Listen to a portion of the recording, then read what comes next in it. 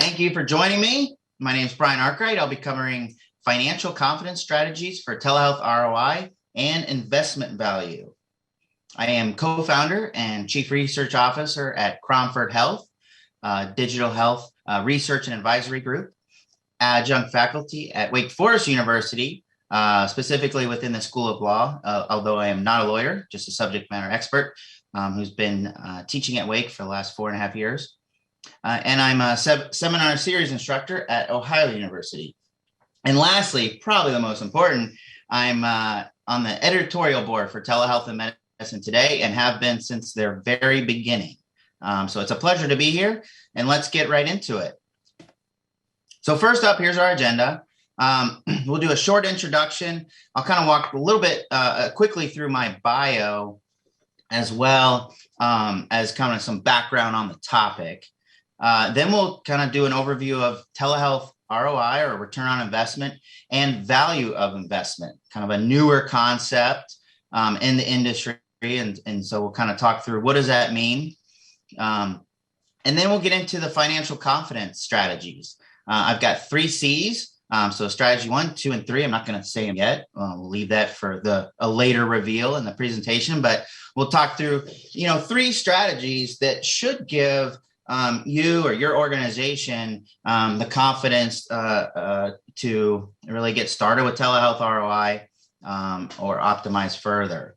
And then we'll kind of sum it all up and then leave some questions for Q&A at the end. So right into the introduction. So here's a quick bio. I was a former VP of innovation at a large national physician and advanced practice provider staffing company. Prior to that, I was director of telehealth at Wake Forest Baptist Health in a full-time role, and Mission Health up in Asheville, North Carolina. 2006 kind of marked my very first telehealth experiences.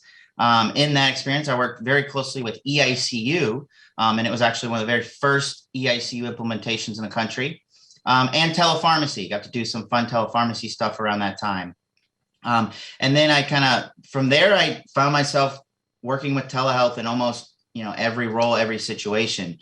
So continued on in 2007 and 2008 with a CMS Innovations Grant, and working with the state of Virginia, and then really got my feet wet with telestroke and neuro in 2009. I was part of the team that implemented the very first telestroke program in the state of North Carolina and one of the earlier programs in the Southeast. 2011, I started advising both hospitals, health systems, a lot of startups in the telehealth space. And in those, I will serve as an advisor or as an interim executive, really responsible for introducing or launching and implementing telehealth initiatives. I've published over 25 different telehealth or digital health focused articles, research papers through the years. And I speak nationally and internationally on the topic of telehealth and digital health 5 or so times a year. I do have international experience that includes both pro bono and paid work across those countries listed. And I have a bachelor's degree from Ohio University, go Bobcats, and MHA from the Medical College of Virginia, or VCU. And I do have a black belt as well and find it very useful in all that I do with telehealth. Here's a quick background on the topic. So this presentation, and I have to give credit to Tori. She helped me come up with this title, and she's a whiz with marketing and different and writing in that. So derived from my 2019 paper, Telehealth Financial Variables and Successful Business Models. That paper was actually the number 2 most downloaded paper in 2020 amidst COVID and this global eruption of telehealth services. In the last 12 months, the paper alone has had over 4,000 downloads. And prior to the last 12 months, it of course received a lot of downloads to make it known too. Cromford Health's mission and really my personal mission is, we're dedicated and passionate about growing the collective knowledge of digital health around the world, specifically through research and collaboration. So that really encompasses the background of the topic and my bio. So now we can kind of really get into the good stuff here. So first up, we'll talk about telehealth ROI and VOI. I'll define it, and then we'll go a little bit deep with it, and then we'll talk about some actual market activity. What's going on? There's a lot of fun activity going on in the market, and I love Twitter. I love news. I'm always tracking, watching the market and reading exciting kind of things and headlines that are going on, and there's no shortage of it right now. So first up, we have the Iceberg Analogy. This one is from that paper. This actual visual is from that paper that I referenced, and it really breaks down telehealth ROI and VOI. So I'm kind of defining both as there's above the service inputs that are very obvious for telehealth. And these are things like fee for service, copays, per member per month, kind of subscription revenue models. Think remote patient monitoring, think HR benefits and telehealth service vendors and provider vendors in that space, where large employers might be paying a per member per month, or health systems might be getting reimbursed per member per month revenue. And then co-insurance is another source of kind of direct revenue for telehealth programs. And when people think of telehealth ROI, there's often, a lot of hesitation. There might be confusion. It might not be crystal clear. And one of those reasons, and I'll get into others, but the first and foremost reason is there's a lot of things that you might say are below the surface or are not immediately kind of aware to the or made known to the naked eye. And so, reduce readmissions, improve patient satisfaction. I'm not going to read through all of these. There's about 13 or 14 of these that I've shown on the screen in terms of total telehealth finance variables. And there's actually 16 in the paper that I walk through. But I'm not going to walk through all of them in this paper. And there's more than just those 16. But those are kind of the dominant ones that programs can use to set their ROI and VOI. Another kind of point to make here is that these below the surface inputs or value of investment variables, they're not direct revenue related often. It's more indirect. And you have to kind of come up with a calculation within your own organization that's going to kind of get to a financial value for these things. Patient satisfaction, provider satisfaction, reduced avoidable ED visits. These are things that may or may not already have a correlated financial value within your organization. So you may have to do some work to get to a financial value that you can correlate to these metrics and variables and begin tracking them. Another thing that makes it a little tricky are this kind of phenomenon of continuous variables. And what I mean by a continuous variable is something that can change in terms of an input. And of course, then it changes that output or that equation or that result.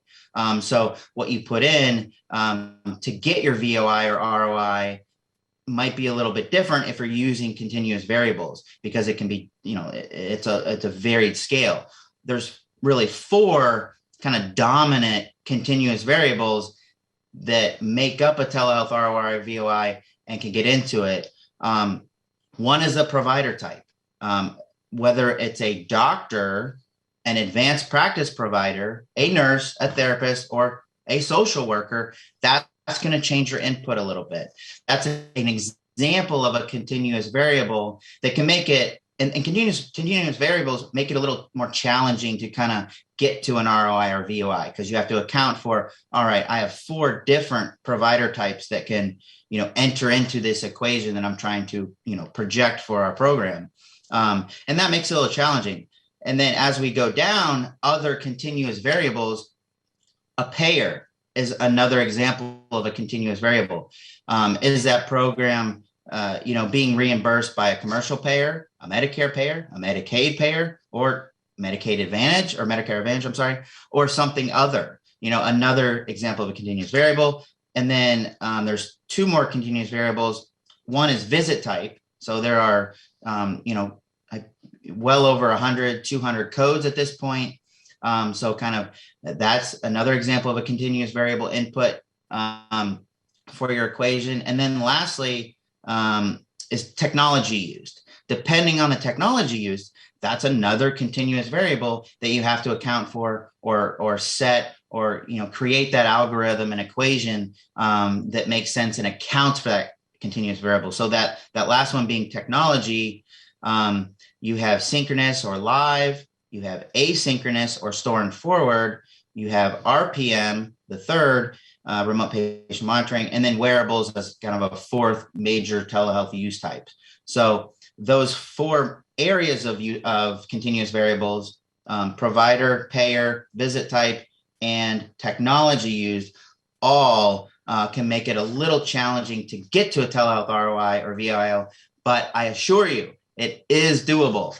And so now we'll continue on and go a little deeper to continue on with the water analogy.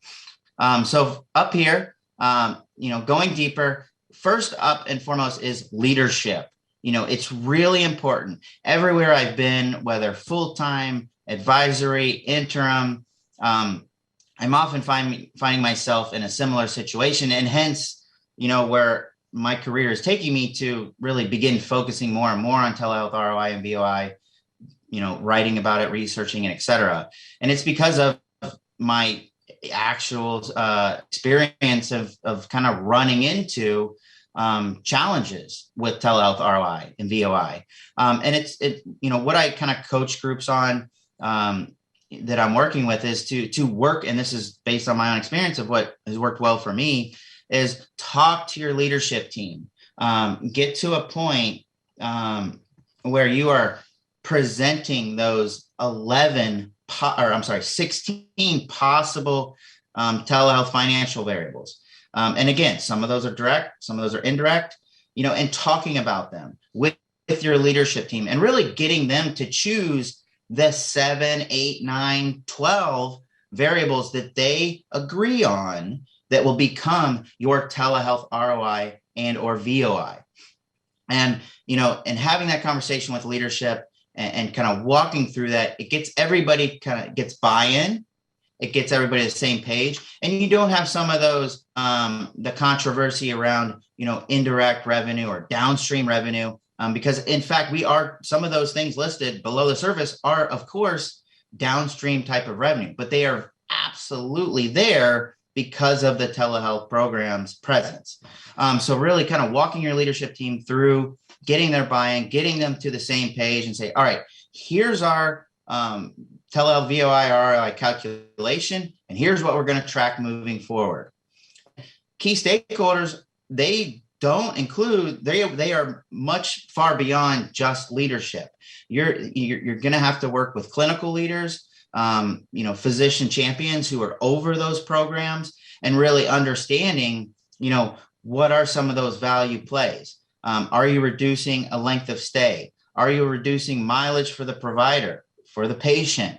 So really you're going to have to work across a wide array of key stakeholders to kind of really ensure that you understand the inputs or the possible variables that you're putting forward to your leadership team. And I really feel and see over and over again that this is critical for reinvestment and for growth. It's very hard for a system or a vendor to say, all right, we're gonna put more money. We're gonna take this $400,000 budget and it's gonna be an $800,000 budget next year, without kind of coming up to a same page view on what they're receiving in return or what is that ROI VOI. And so, I really feel that this exercise of defining your telehealth ROI with leadership and walking it through it is critical for systems that are looking to kind of grow and invest and scale their telehealth program. Next up is data management. Because of things like continuous variables that I mentioned, it can be challenging to identify the sources of data and uses of data within an organization that kind of are wrapped around telehealth. So pulling out those telehealth financial variables and actually getting to the data. Where are those data sources? And then how do we pull them out and use them? That is a formidable step. And so, don't approach it lightly. Look to some of those IT people within your organizations that are kind of, maybe they do some work with knowledge management, data warehouses. Get in, and you may have to have some tougher conversations. But data management, it can be a challenging step of the process. Next, communication. Don't keep it in a silo.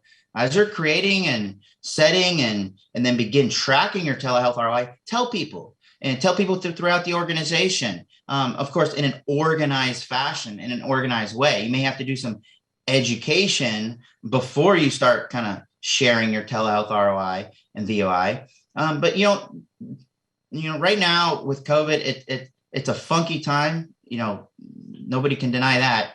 But it's also a time to get really collaborative with other organizations, and share and share what they're doing. Share what you're doing. But really encourage people to have kind of some organized communication strategies that associate, beginning to track your ROI and sharing the results throughout your organization. Culture. It's important to kind of really create this culture of transparency and continuous improvement. If you think about telehealth and the power of the medium, of video, for example, one might say the possibilities are endless. And in terms of maturity of where we are in healthcare with telehealth, and you look at, say, ESPN and the information on the bottom, the lighting, the sound, the production quality, all of that. And then you compare, it's almost like comparing that to a high school news production, and that, right now telehealth is kind of a little bit closer to the high school news production in terms of leveraging that medium compared to, an ESPN of kind of professional, standardized, and all those production lighting capabilities. But, really encourage that transparency, encourage that continuous improvement of, we have it perfect today. And that's going to be true of maybe every aspect of your telehealth program. So kind of, just embrace that continuous improvement, and that you will be, getting things better and better and more mature over time. And then lastly, revenue cycle, legal, compliance. I mentioned it as a second bullet of you're going to have to work with some key stakeholders, but these specific three groups, revenue cycle, legal, and compliance, you may have to work with them on a regular basis. So it might not just be a point in time and then you're done. Oftentimes you want to be pretty close to these groups and to set up, new processes within your organization. When you're tracking the ROI, you're tracking whether you get paid or not. So when your commercial payer, pays you for 3 visits, and then that are, level 3 live, and then you do 5 more visits next month, and it's the same, everything's the exact same, but for some reason you didn't get paid that month. What is the process? Who do you involve? What are those reports that show you something's going on? And so, be prepared to work closely with, revenue cycle, legal, and compliance through these efforts. Now we'll talk about some market activity. VOI is really gaining a lot of traction. We began really studying it, even with the very first launch of Telestroke. Actually, back in 2006, we were studying kind of the concepts. We weren't necessarily calling it VOI, but we were studying those concepts related to EICU. When you reduce the length of stay or you change the mortality of the ICU, what did that mean from a financial sense? So we were already kind of having those conversations early, but it's really starting to gain a lot of traction.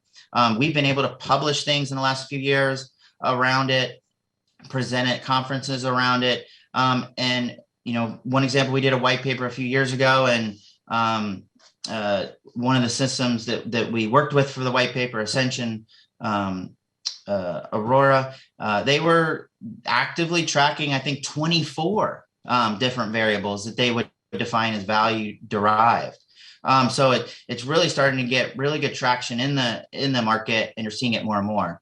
Value-based care and actual contracts are another way that we're kind of, is a vehicle that is bringing more VOI awareness. So, what we're seeing in some of these contracts, and actually the paperwork, is, all right, program X achieves Y, and that Y might be one of those below the surface items. So then immediately you might have a more abstract, below the surface metric, but it's connected and kind of critical to achieving maybe major savings on a value-based care contract. So that's one example where you kind of have to have reality or actual vehicles to kind of spark things, to gain traction in the market. And that's one example of how it's happening. Commercialization. We've all seen by this point the telehealth maturity model, and some of the exciting things around telehealth are kind of that final level of maturity, or Jedi status, where a health system or a hospital is thinking about commercialization. So they have kind of perfected their program so well that they can offer it in brand new markets that they've never touched before, and really selling in brand new business model ways that they've never done before. So commercialization is kind of the mecca of where you're trying to get, and there's a lot of opportunity to reach that right now.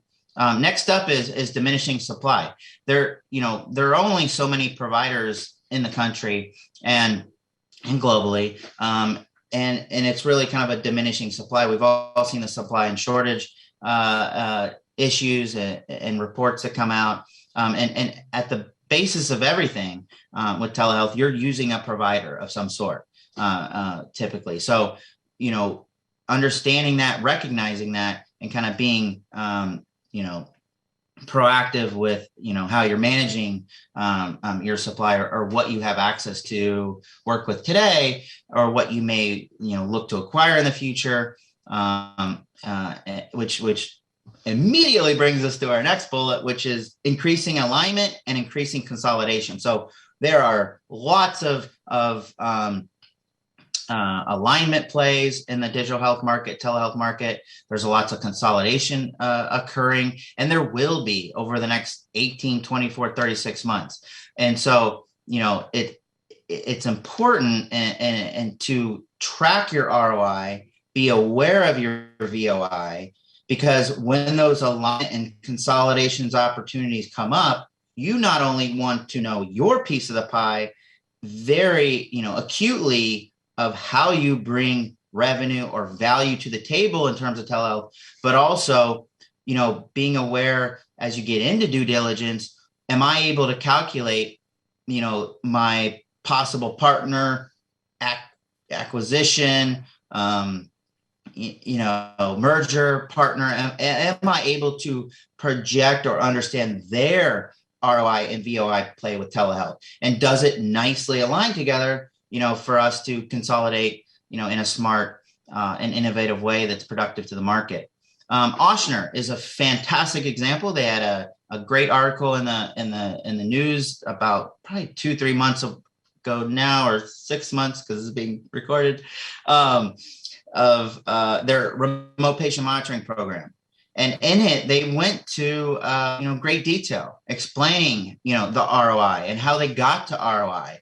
And of course, it did include some value components, some savings elements. And so, again, lots of exciting market activity. Now we'll get to the confidence strategies. So the 3 C's, as I call them. The first C is commit. So commit to telehealth and virtual care. Commit to your organization's telehealth ROI and VOI. And specifically, let's understand the value and results the organization expects or requires to invest a program, grow a program, or maybe you're going to stabilize a program.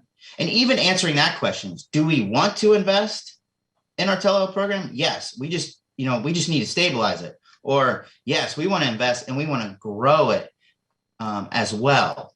And so, really you have to kind of commit that you're going to track it. And then really, what does your company want? And what do they expect? And is there a go or no go? All right, if we don't achieve these results, then maybe we just stabilize and put 200,000 in next year. We don't go, and put 800,000 more into it. We just kind of take this step by step. So, this is really important, I think, to moving forward. And it is our first strategy to kind of instill or create more financial confidence with your telehealth ROI or VOI. Next up is courage. So I should have put a picture of the lion here from Dorothy. But courage is key to both having those tough kind of exploratory discussions with your leadership team. But it's also kind of helps to really, understand realistic sustainability. And it's important, if you're investing in something and it's failing and you don't know that it's failing, then you're putting your entire organization at risk, investing in something that may not be, actually realistic in terms of sustainability, in terms of the inputs, the outputs, et cetera. And this absolutely extends to clinical care and quality, because we're talking about those below the surface items. And many of those are, qualitative, quantitative in nature, and involve the care that somebody received. Is it 5 days length of stay or 3 days length of stay? So the quality outcomes are absolutely related to this. And so having, the courage to also talk about, the quality outcomes. And, I like to call it golden rule is, are we able to deliver the same quality or better through our telehealth than we were in our, comparable in-person care? So, here, prepare to get your hands dirty. But really, let's have the courage to begin those conversations and start tracking. And then lastly is capability. And when I'm talking about capabilities here, capabilities lead to success. So take inventory of the capabilities you have present that are missing or are impeding, are getting to an ROI or VOI. And many times, because of those continuous variables, because of, different technology use types, et cetera, these data capabilities to track, report, and automate, they can be quite challenging. So, really expect maybe some challenges here, but really be honest about what we're able to do today and what we're not able to do today in terms of tracking ROI and VOI. And I do talk about kind of the data element here, especially with those continuous variables, but it's not always a template or tool or new technology that can fill a capability void. And sometimes it's just old-fashioned experience and leadership capability that needs to be addressed. You might have everything you need to track ROI and VOI, but the leader that's involved with it, it has not really established a strong culture, has not been transparent, hasn't been great with their communication around ROI and VOI. So the whole program could be in disarray, just because of a leadership issue. So those are our kind of 3 C's of telehealth financial confidence. We've talked about ROI and VOI. We defined it. We went a little deeper with it. And then we talked about some really exciting and kind of neat market activities that are going on. And then lastly, we kind of talked through those 3 C's of telehealth financial confidence. So I really enjoyed my time today with you. Here's our contact, social media. We love Twitter. We're on that. We love research. We love research partners. And we do a lot of training and education around telehealth. So, don't hesitate to reach out. We have a lot of stuff posted that's publicly available at that research and insights page. And special thanks to Wake and TMT for being partners in the research.